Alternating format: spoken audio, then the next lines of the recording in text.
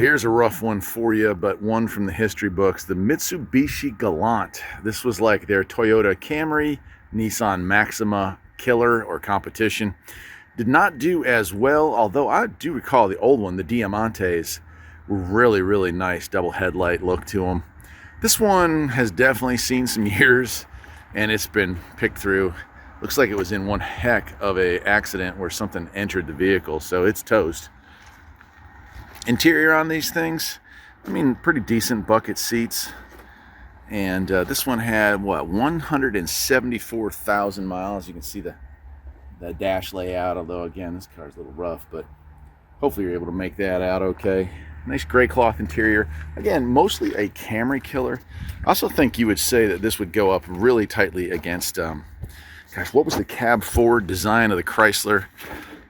You know, like the Chrysler, gosh, I can't remember what it was called there, but they had the Sebring, would have been the Plymouth Sebring, something along those lines there.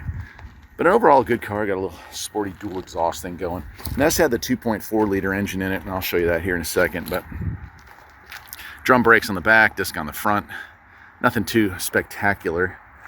I don't know what year it was. It says 95, okay. So 1995, nothing too spectacular here. I always find the weirdest stuff in glove boxes. It's kind of creepy, actually.